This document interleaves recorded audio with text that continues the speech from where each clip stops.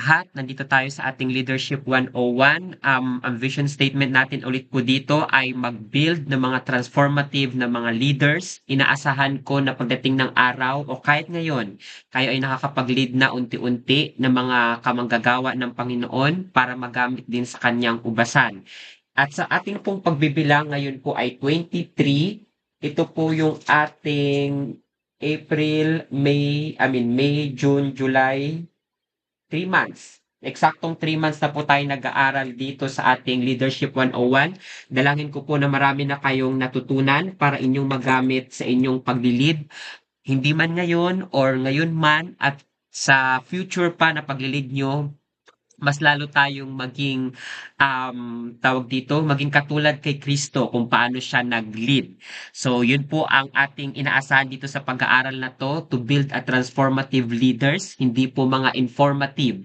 Hindi maraming nalalaman, kundi yung nalalaman na yun, ma-transform tayo para po maging revelation knowledge yun at maipamuhay bawat pinag-aaralan natin.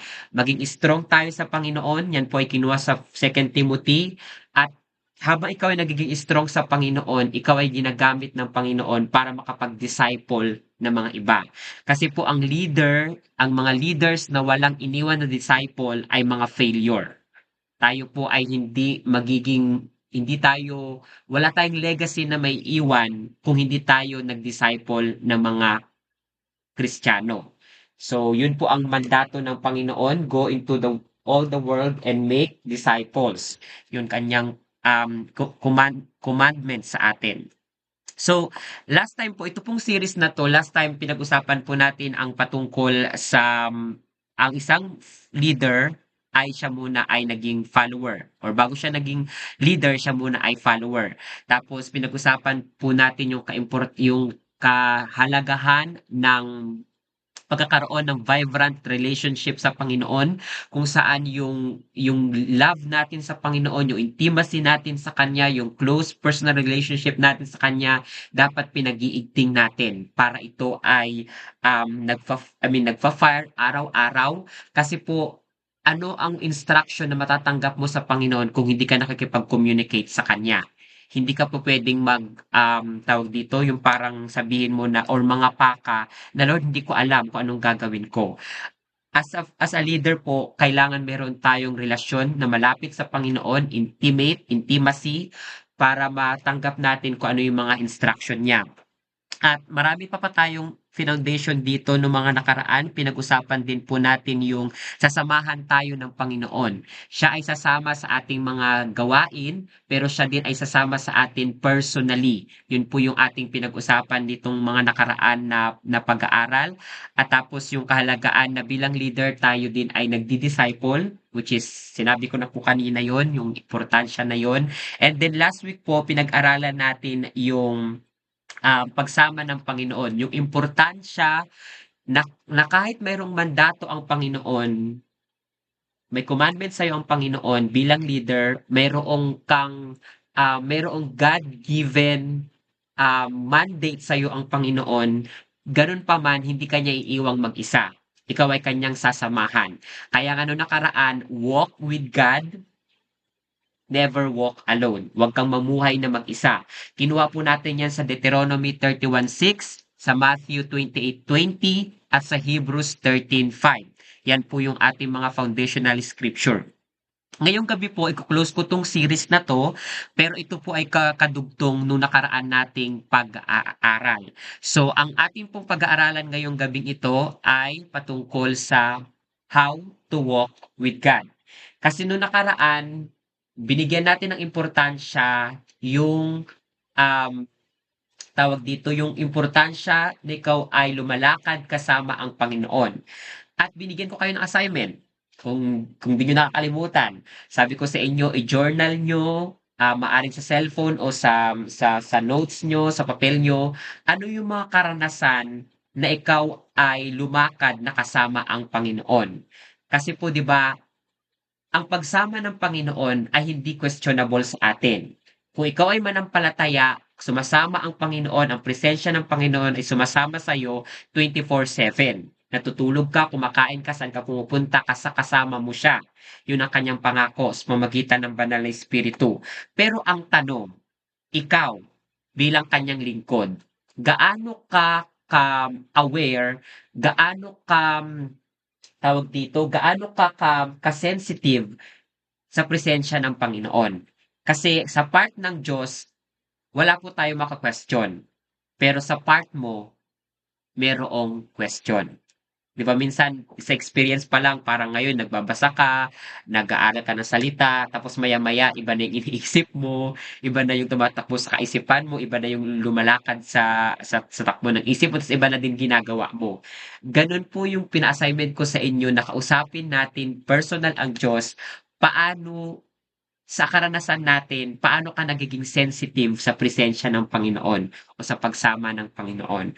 Maaring iba sa inyo gumawa, maaring iba sa inyo kalimutan dahil sa maraming mga iniisip, pero yan po ay panghabang buhay natin na i-journal. Kasi natutunan namin yan sa spiritual leader namin na kahit siya ay nasa LRT, nasa jeep, nasaan man siya, kinakausap niya ang Panginoon. Kasi ang Panginoon, siya ay nakakausap at pupuwede mo siyang marinig sa pamamagitan ng kanyang salita. Pero ang tanong, paano lumakad sa Diyos? How to walk with God? You are never alone in His presence. So, hindi ka nag-iisa sa kanyang presensya. Kinuha po natin ito sa karanasan ni Joshua. Joshua chapter 1, 5 to 6, at sa pagtatapos po, Joshua 24 verse 15. Hindi ko po ibibigay sa inyo yung mga steps na 1, 2, 3, 4, 5 na mga parang steps paano lumakad kasama ang Panginoon. Bagkus, ibibigay ko po sa inyo yung pinaka-practical na mismong directly sa Bible na matututunan natin. Bakit ganon? Dahil sinasabi po ng Romans 15:4, sinasabi po sa Romans 15:4, whatever things were written before, anumang nasusulat noon, nung old, iyon ay nasusulat para sa inyong kapakinabangan.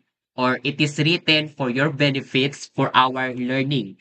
Meaning to say, yun po kasi yung pinakamahirap sa pag-aaral ng salita ng Panginoon. You can observe. Pwede po tayo mag-observe ng mga sinasabi ng talata. Pwede tayo mag-interpret through the help of the Holy Spirit. Ano yung sinasabi ng talata? Pero doon sa part ng application, doon nagfe-fail ang maraming Kristiyano. Application. Kailangan po ng pag-a-apply sa salita ng Panginoon. Minsan kasi parang iniisip lang natin na ang mga nababasa natin ay applicable yan ng Old Testament, applicable yan ng New Testament, applicable yan ng mga sinasabi lang nila yan noon lang. Pero sa ngayon, hindi na nila alam paano i-connect yung mga principle na natututunan sa Bible patungkol sa pamumuhay. I believe na wala po sa ating isa dito na magsasabi ng salita ng Diyos ay hindi na reliable sa panahon natin ngayon. Katulad po nung devotion ni Rod kagabi sa Exodus, nilagay niya po doon na lahat ng mga nababasa niya doon ay nagpo-point out yon kay Jesus, na si Jesus siya ang showbread, siya yung ipinangako ng Panginoon. Pero kahit sa Old Testament pa lang, meron ng pagpe-picture out sa gagawing pag-aalay ng Panginoong Jesus. So, how to walk with God? Yan po yung pinakamalaking tanong sa atin ngayon. Hilingin natin si Rodrigo na basahin yung Joshua 1, 5 to 6, yung nasa screen po. Pabasa. Joshua 1, 5 to 6. No man shall be able to stand before you all the days of your life. As I was with Moses, so I will be with you. I will not leave you nor forsake you. Be strong and of good courage, for to these people you shall divide as an inheritance the land which I swore to their fathers to give them. Ayan, thank you, Rod. So ito pong sinasabi dito sa Joshua, kasi po 'di ba ang Book of Joshua, ito po yung sulat ni Joshua na lingkod ng Panginoon after po nung 5 aklat na sinulat ni Moises. Genesis, Exodus, Leviticus, Numbers, and Deuteronomy. After po noon, nagpapaalam na si Moses sa Deuteronomy 31 to 33, at ito pong Joshua, ito po yung pagbubukas niya. Si Joshua po sa verse 1, kasi po familiar sa atin yung verse 8. Yung sinasabi po sa verse 8, di ba po? Huwag mong kaliligtaang basahin ng kaklat ng kautusan, pagbulay-bulayan mo iyon araw at gabi upang masunod mo ang lahat na nakasaad doon sa ganon sa saganang iyong pamumuhay at yung end mo ay magiging matagumpay. So, yun ay familiar sa atin. Pero kung aakyat tayo mula verse 1 to verse 7, may sinasabi po ang Panginoong Yahweh sa kanya. Kung magiging observant tayo sa verse 1, sinasabi po, after mamatay ni Moises na lingkod ng Panginoon, it came to pass that the Lord spoke to Joshua. Stop right there. The Lord spoke to Joshua. Ano po yung matututunan natin dito? Kung matatandaan po natin ng mga nakaraang pag-aaral, si Moses, sa pagpapaalam niya sa Deuteronomy 31, sinasabi niya na kay Joshua at sa mga lingkod at mga leaders ng Israelite na i-conquer nyo yung lupang ipinangako ng Panginoon kasi sasamahan kayo ng Diyos. Maliwanag po sa atin yon. Pero ano po yung experience na mismong si Joshua, na lingkod ng Diyos, na leader, ay hindi niya lang napakinggan yung salita kay Moses, kundi napakinggan niya mismo sa bibig ng Diyos. Yung verse 1 po, sinasabi di ba, that the Lord spoke to Joshua. Meaning to say, for example, leader ako, kinakausap ko si Rodrigo, na assistant ko before. Rod, gawin mo to, ito pinapagawa sa atin, ito yung gagawin natin sa ministry, ganyan, ganyan. Pero ano yung experience na, for example, mawawala na ako at si Rod na yung magli-lead, si Rodrigo na yung magli-lead. Ano yung experience na nung una ako yung napapakinggan mo, pero nung lumaon na, kailangan mo mag-stand bilang leader at mismo ang Diyos ang kakausap sa'yo. 'Di ba? Magkaiba yung parang first hand mo nakuha yung mensahe, sa second hand mo nakuha yung mensahe. May kaibahan po yun. Yun po yung ating magandang matutunan sa gabing ito, paano lumakad na kasama ang Diyos. Mahalaga na hindi ka lang nakikinig sa leader na itinalaga sa iyo ng Panginoon, kundi nakikinig ka mismo sa sinasabi ng Panginoon. Magbigay lang po tayo ng maikling pagpapaliwanag po doon or balance. Maganda po na tayo ay umaattend sa mga training na ito. Maganda na tayo ay nakikinig sa pastor, sa mga teacher, sa mga bishop, sa mga kilalang minister ng Panginoon, evangelists, prophets, anumang lingkod na tinawag ng Panginoon. Lahat ng available na Bible study, inaatinan mo, lahat po yun, pwede mong atinan. Pero sa verse 1, ito ay nangungusap na hindi ka po pwedeng mag-rely forever kahit lingkod pa sila ng Panginoon. Doon natin masasabi yung ating stand bilang mga taga-TLTM na ang Diyos ang nagtuturo. Meaning to say, kahit mayroong nagsasalita na lingkod ng Panginoon, pero kung nagiging sensitive ka sa boses ng Panginoon, sa Kanya ka tatanggap.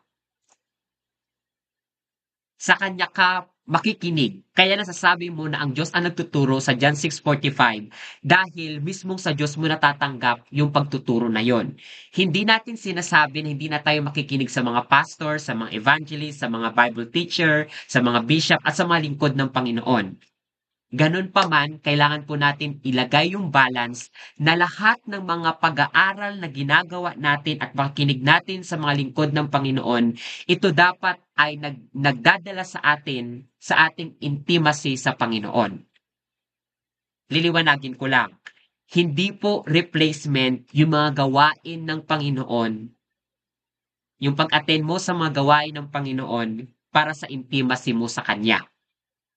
Paano lumakad na kasama ang Diyos? Hindi ka nagre-rely sa tao. Hindi natin sinasabi na hindi mahalaga yung mga tao.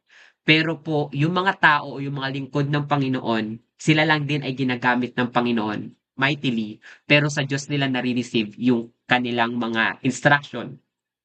Pero papaano kung hindi naman natin forever makasama yung mga lingkod ng Panginoon? Hindi sila available 24/7. Yung verse 1 po ng Joshua, napakahalagang matanim sa atin ngayong gabing ito. Nung namatay si Moses, the Lord spoke to Joshua directly. Meaning to say, kailangan mong makinig sa Panginoon directly. Hindi natin sinasabi na hindi nagagamitin ng Panginoon yung kanyang mga alagad.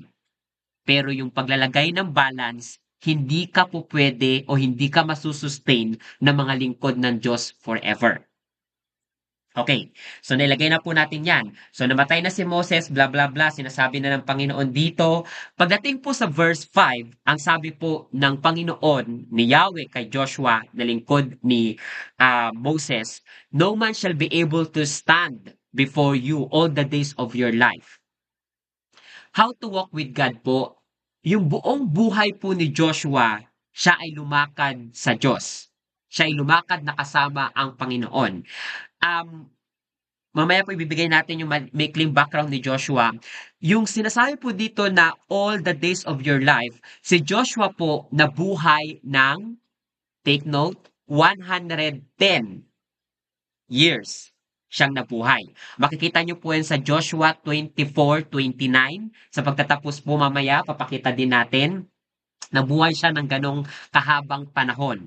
Dalawa sila ni Caleb na nakapasok doon sa lupang pangako. Mamaya alamin din natin yung mga accomplishment nila. So, yun po. Ganong katagal na buhay si Joshua. At ang sabi ng Panginoon dito, as I was with Moses, nilagay niya po yung pangalan niyang I. As I was with Moses, so I will be with you. I will not leave you nor forsake you. Kung magiging observant tayo, ilang beses nabanggit yung salitang I.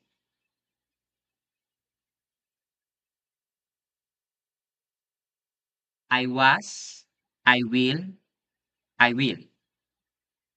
Tatlong beses. Mismo ang Panginoong Diyos, si Yahweh, ang nagsasalita kay Joshua. Kung paano kung sinamahan si Moises, ganun din kita sasamahan. Kaya ito po ay napaka-comforting sa atin bilang mga leaders na hindi lang yung lingkod ng Panginoon ang sasama sa iyo, kundi ang Diyos mismo na nagsugo dun sa lingkod ng Panginoon. At ang kanyang pangako kung paano ko sinamahan yung lingkod ko na ito, ganon din kita sasamahan. Makikita natin dito na walang favoritism ang Panginoon. Inulit lang, I will not leave you nor forsake you. Kaya kanina tinatanong ko, ano yung experience na si Joshua, naririnig niya yung instruction mula kay Moses na lingkod ng Panginoon, na ito ang pinapasabi ng Panginoon, sinasabi ni Moses sa Deuteronomy 31, pero ano yung experience na mismo ang Diyos ang nangungusap sa kanyang lingkod? Which is parehas na naranasan yun ni Joshua. Una, napapakinggan niya lang muna kay Moses, pero later on, mismong napapakinggan niya na sa Diyos. Kaya ang mandato ng Panginoon kay Joshua, uulitin lang natin, kailangan mo magparatag. Be strong and have a good courage. For to these people you shall divide as an inheritance. As a leader po, ito isa sa mga kailangan natin matutunan sa gabing ito. Bilang mga leaders po, kailangan mayroong vision. Vision. Ang vision po ng Panginoon sa bayang Israel ay ilagay sila doon sa lupang pangako. Pero doon sa direksyon na pinapagawa ng Panginoon, pinapapunta sa kanila ng Panginoon, na huwag makalimutan ni Moses, na ni Joshua, na kailangan niya magpakatatag, kasi meron siyang daraanan. Marami pong sinagupa si Joshua, marami siyang problemang kinaharap, pero pinapaalala sa kanya ng Panginoon kung paano ko sinamahan si Moses, ganon din kita sasamahan. Ang kailangan mo lang gawin, magpakatatag ka at magpakalakas ka. At i-conquer mo yung land na pinapasakop sa'yo. Kasi ibinigay na. Ito yung mahalaga natin makita bilang mga leaders. Kung merong mga pinapagawa ang Panginoong Hesus, ang Panginoon sa atin, yun ay kanyang binibigay na. Kailangan lang natin yun i-claim na kanyang ibinigay na. Kasi kung hindi niya sinabi yun, kung hindi niya pinapagawa yun, kung pinapagawa niya yun, sigurado na siya din ang magbibigay ng lahat ng kalakasan para mo magawa yung kanyang ipinapagawa. Yun po yung mahalagang makita natin dito. Kung paano niya sinamahan si Moses, gano'n niya din sasamahan si Joshua. So sa mga bagong pasok lang po, pinag-uusapan natin ngayong gabing ito, how to walk with God. Ito po ay kaugnay nung nakaraang topic na walk with God. Tinatalakay natin dito specifically po paano lumakad si Joshua na kasama ang Panginoon. Okay. Ito po yung biography ni Joshua. Si Joshua nga po, siya po ay successor ni Moses kasi po ang leader kailangan ng follower. Pero after mong mawala, kailangan meron kang legacy iiwan. Si Joshua po, siya po ay son of Nun or Nan. Si Rodrigo po nasa Old Testament na kayo nagbabasa sa Exodus. Makikita po natin doon sa Old Testament po na yung son of Nun, siya po ay, si Nun po ay anak ni Ephraim. Si Ephraim po, anak po siya ni Joseph. Joseph the Dreamer. At si Joseph the Dreamer, anak siya ni Jacob. So, may cling history lang. Si Ephraim po ay nanggaling kay Joseph at si Ephraim po, grandfather na ni Joshua. Kasi po ang tatay ni Joshua ay si Nun. So, hindi naman magkalabo-labo yan. Ang ibig sabihin po ng salitang Joshua sa Hebrew name po na Yeshua, which is pag-picture out po kay Jesus ito, meaning to say, the Lord saves. So kung meron kayong kakilala na Joshua ang pangalan, ang ibig sabihin po niyan ay the Lord save. So yan. Ang naging role ni Joshua po, naging military leader siya, servant siya ni Moses nung una, at successor siya ni Moses. Sinabi ko na kanina sa inyo, ang lifespan po ni Joshua ay 110 years. Makikita po niyan sa Joshua 24:29 at ang kanyang naisulat ay isang book lang, yung Book of Joshua, pagkatapos po ng Deuteronomy. Ang mga legacy na inaiwan niya nga po ay servant siya ni Moses, naging faithful spy siya, military leader, naging successor siya ni Moses, nation builder, pero siya din po ay spiritual leader. So ang kanyang mga accomplishment po, ang mga accomplishment ni Joshua, marami. Bibigay ko lang sa inyo yung mga ilang major po na accomplishment ni Joshua. Si Joshua po ay nagsilbing lingkod ni Moses, paulit-ulit na ako, sa Exodus 24. Pangalawa po, nag-lead siya sa Israel para po doon sa battle doon sa Amalek. Yun po yung isang bayan na pinapako-conquer sa kanila ng Panginoon. Pangatlo po, siya po ay isa sa mga faithful spies. Kung wala pa ata si Rodrigo doon, pero kung matatandaan niyo po sa Old Testament, sa mga nakabasa na, hindi po ba nagpasugo si Moses ng mga 12 spies po, spy, na check doon sa Kanan o sa Canaan para tingnan yung lupang iyon. Di ba po? Yung 10 na spy na pinadala ni Moses, lahat sila mayroong mga negative na sinabi. Pero si Joshua at saka si Caleb, yung positive, sila lang yung nagsabi.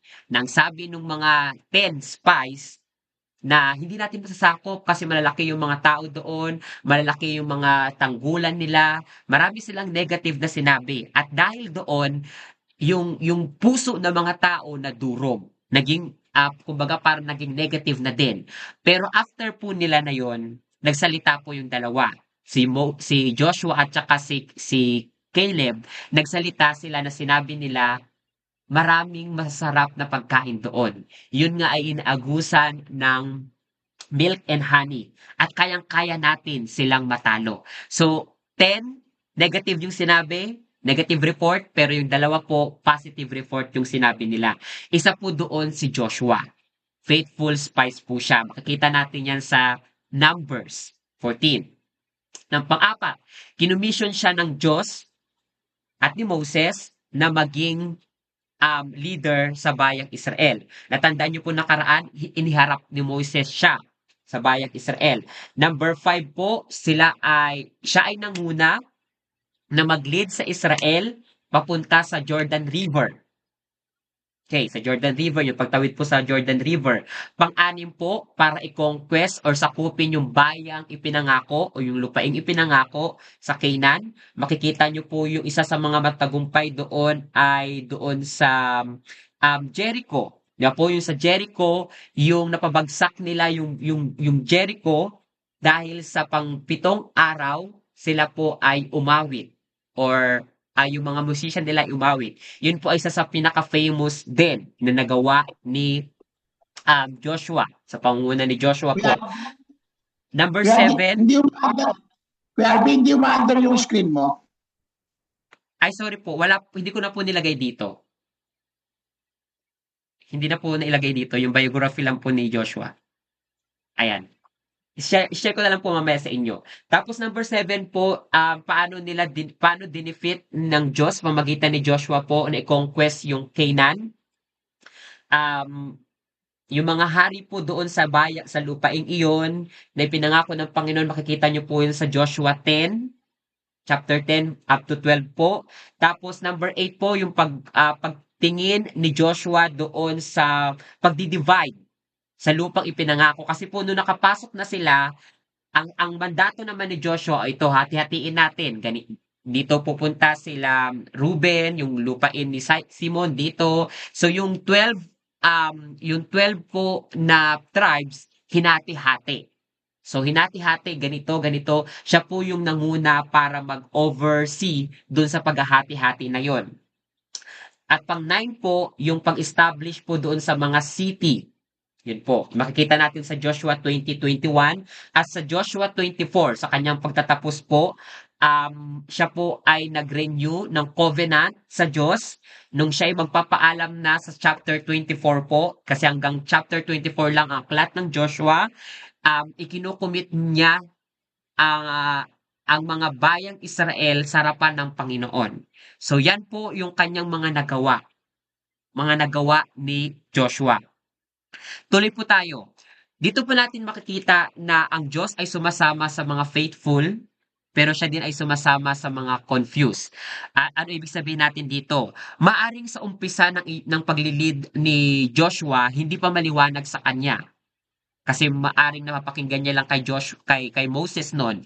Pero nung napakinggan niya na mismo sa Diyos, naging maliwanag na yung direktiba ng Diyos sa kanya na pagsakop doon sa lupang ipinangako. Pero sa atin po, may apply din natin bilang mga leaders, kapag may pinapagawa ang Panginoon, hindi naman agad-agad alam mo na lahat eh.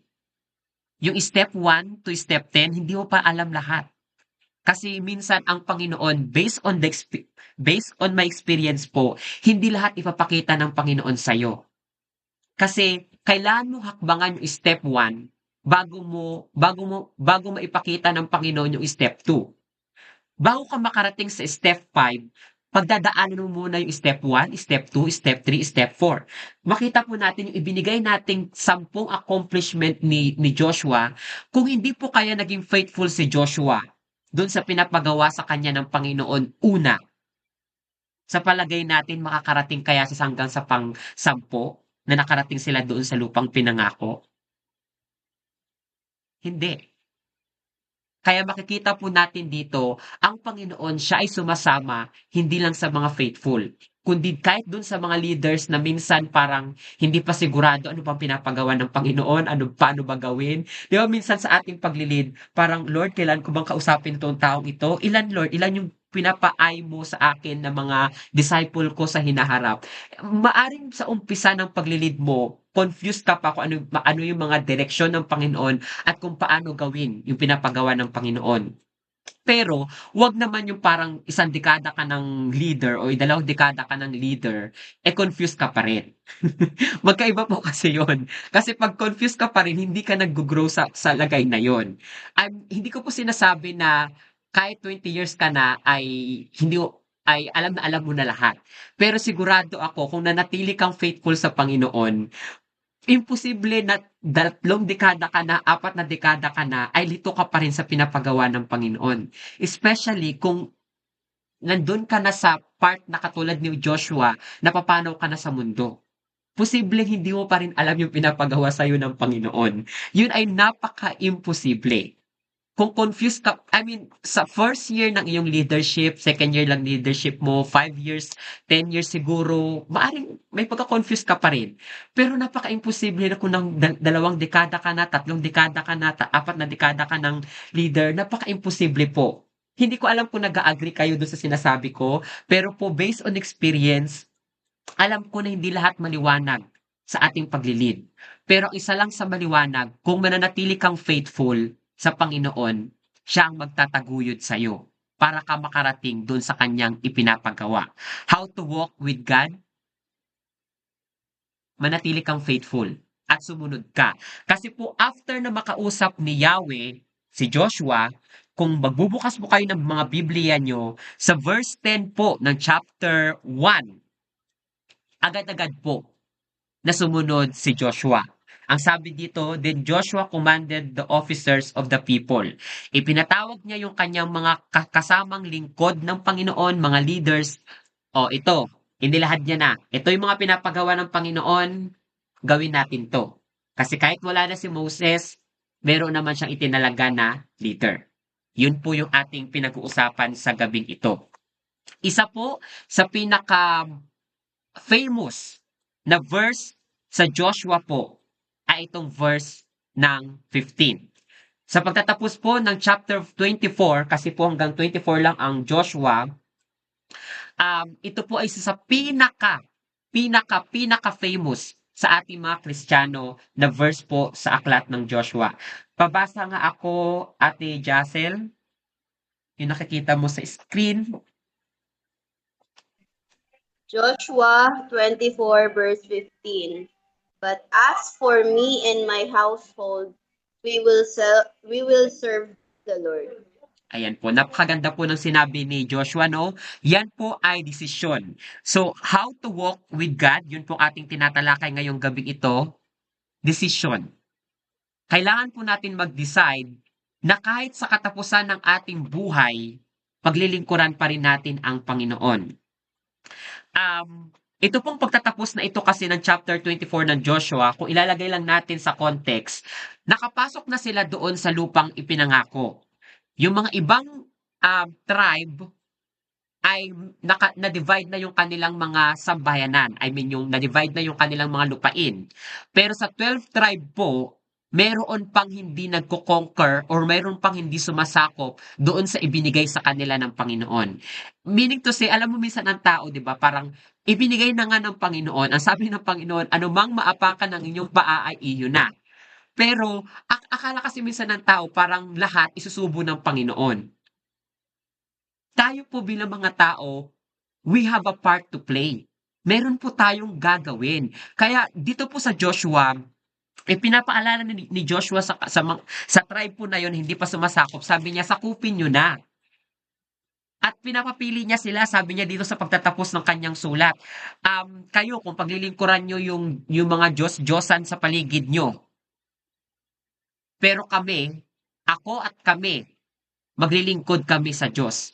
Yun po yung mahalagang binigyang diin ni Joshua sa pagtatapos po ng aklat na ito. I'm talking sa mga kalalakihan, Kuya Paul and Rodrigo. Bilang mga haligi ng tahanan or mga lalaki po, tayo pinagkatiwalaan ng Panginoon na mag-lead hindi lang physically kundi spiritually sa ating mga sambayanan. Yun ay maganda nating makita dito na paano lumakad kasama ang Panginoon. Kailangan mong magdesisyon na maglilingkod ka una sa Panginoon. Kuya RV, paano yun? Hindi naman active yung asawa kong lalaki. It doesn't matter. Kung ikaw yung ni-raise ng Panginoon na mag-lead, na ikaw yung strong spiritually po, ikaw muna. Hanggang sa makita ng asawa mong lalaki yung kahalagaan na katuwang mo siya na naglilid at naglilingkod sa Panginoon hanggang sa makita niya na meron siyang responsibilidad bilang spiritual, I mean bilang lalaki. Meaning to say, hindi lang mag-provide para sa pamilya niya, kundi meron siyang spiritual na responsibilidad na binigay ng Panginoon. Pero hindi ko po sinasabi na bilang mga babae ay hindi na kayo gagalaw. Kasi marami akong nakilala po ng mga mighty women of God na ginamit ng Panginoon mightily kahit pa yung kanilang mga asawa na lalaki ay hindi pa active sa ministry. Meaning to say, kung ikaw yung ni-raise una ng Panginoon na leader, spiritually leader, sa loob ng tahanan, ikaw yung manguna muna. Maari ikaw yung anak, maari ikaw yung ama, maari ikaw yung lolo, maari ikaw yung una pala na naging Kristiyano sa pamilya nyo. Piliin mong maglingkod sa Panginoon. Hanggang sa unti-unti, sinasama mo yung household mo. Kasi kung hindi nakikita sa'yo ng household mo yung paglilingkod o yung pagiging faithful mo sa Panginoon, bakit ka nila susundan? 'Di ba? Pero kung matagal ka, alam ko na yung iba sa atin or karamihan sa atin, pinagpe-pray pa rin hanggang ngayon na Lord, maglingkod sana kaming sama-sama. Maaaring accomplishment na ni Ate Beck na lahat na sila nagse-serve sa Panginoon. Maaring iba pa sa atin hanggang ngayon yun pa rin yung desire. Katulad ni Kuya Paul, 'di ba? Si Pauline at saka si Paul, sila na din ay kasama na naglilingkod ngayon sa Panginoon. Pero ito po yung mahalaga nating matutunan sa lesson ngayong gabi ito. Paano lumakad kasama ang Panginoon? Be like Joshua. It is a decision na ginagawa natin araw-araw. As for me and my household, we will serve the Lord. Yun po ay isa sa pinakamagandang makita natin ngayong gabing ito. Sa pagtatapos po, ang lakas ng Panginoon, hindi to para i-conquer natin, kundi ito ay isama natin sa kanyang mga pinapagawa sa atin. Meaning to say, yung lakas ng Panginoon kasakasama natin. At hindi lang yung lakas niya, mismo ang Panginoon ang sumasama sa atin. Hindi para i-dominate, kundi para protektahan tayo ng lakas ng Panginoon. Tayo yung, sinasabi nga sa talata, yung shield of protection niya. Yun ang kasakasama natin. Kaya nga, ang utos niya kay Joshua, be strong and have a good courage. Ang utos naman ni Paul kay Timothy, na pinag-aralan natin last time sa verse 1 ng 2 Timothy 2, sinasabi niya doon na be strong in the grace of God. Bilang mga leaders po, meron tayong pagdadaanan ng mga problema sa buhay. Ganun pa man, katulad po ni Joshua, choose to serve the Lord kahit sa katapusan ng iyong buhay. Maaring hindi tayo mabuhay katulad ni Joshua na 110. Nakababasa ko nga lang sa Psalm nung nakaraang gabi, sinasabi doon, yung buhay ng tao, yung lifespan ng tao hanggang 70 na lang. Pero dahil sa mga ikinakain minsan, umaabot pa ng 80. Pero kahit ngayon may makikita tayo na may mga nabubuhay pa rin na hanggang 100, 110. Pero hanggang saan man yung lifespan natin dito sa mundong ito, piliin nating mag-serve sa Panginoon. Lastly po, ang pag-ibig ng Panginoon hindi po to transactional. Kahit po merong ipinapagawa ang Panginoon sa atin, katulad ni Joshua, sakupin mo to, gawin mo to. Kung isipin natin parang transaction yun eh, Lord, ayoko ng transaction, di ba minsan ayaw naman natin ng transaction eh, pero meron talagang pinapagawa sa iyo ang Panginoon. Ganun pa man, ang pagmamahal ng Panginoon, hindi ito transactional. Ito ay kanyang presensya na sumasama sa atin. So, yan po yung ating pagtatapos sa pag-aaral or sa series na ito na paano lumakad kasama ang Panginoon. At bago po tayo mag-close sa prayer, mukhang late yung ating closing prayer, hilingin ko na lang si Ate Beck mamaya na mag-closing prayer sa atin. Pero gusto ko munang dito sa How to Walk with God. Gusto kong marinig po yung mga inassign ko doon sa mag-share. God bless.